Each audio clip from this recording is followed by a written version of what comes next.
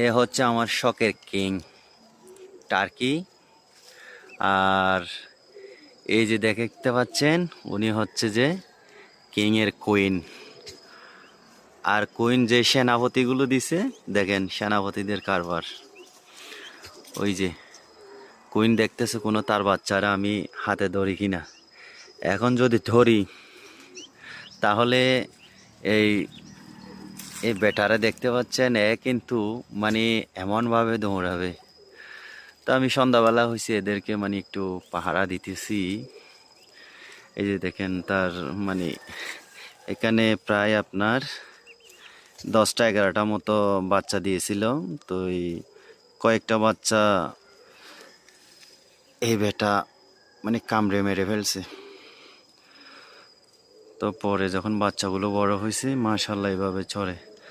যারা শখের বয়সে 1টা 2টা পালন করতে চান, তারা আমার সাথে যোগাযোগ করতে পারেন। একদম ন্যাচারালি মানে প্রাকৃতিকভাবে, কোনো ইনকিউবেটরে না, যেগুলো মানে প্রাকৃতিকভাবে যে বাচ্চাগুলো উৎপাদন করা হয়, সে ডিম পারবে, সে নিজের ডিম নিজে তা দিয়ে ফোটাবে, কোনো ইনকিউবেটরের সাহায্য ছাড়া এই বাচ্চাগুলো।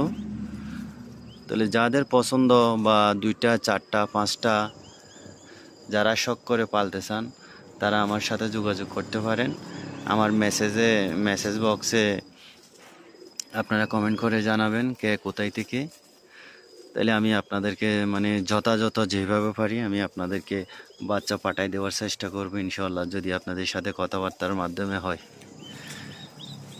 এই দেখেন কত বড়, কিন্তু রাগান্বিত অবস্থায়। তাহলে এখন দেখতে পাবেন আমি তাদেরকে আসলে কিভাবে খাদ্য খাবারগুলো দিই। মানে এটা হচ্ছে একটা আপনার ওই আরএফএলের একটা প্লাস্টিক নেট। এই প্লাস্টিকের নেটের সাহায্যে আমি চারপাশে মানে গোল করে বাচ্চাগুলারে রাখি। আর এদের খাবার হচ্ছে যে আপনার জিরি জিরি পিট, এগুলা যে কোনো বাজারে পাওয়া যায়। এগুলাকে আমি পাউডার করে ব্লান্ডার করে মানে ছোটো ছোটো করে দিই, এই যে দেখেন। আর এগুলো এখানে হচ্ছে ধান, এগুলো হচ্ছে বড়োদেরকে দিই।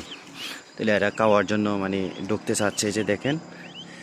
তো আমি এইভাবে এদেরকে করি, এখানে খাওয়াই, যেন কোনো পোষা প্রাণী কুকুর বিড়াল যেন আক্রমণ করতে না পারে। তাহলে এরা রাজা রানী দুজনে পাশে গুড় গুড় করে সারাক্ষণ। যারা শখ করে 1টা 2টা বা 4টা 5টা নিতে চান, তাহলে আমাকে এরিয়া বা আপনাদের লোকেশন জানাবেন, দেখি যথাযথ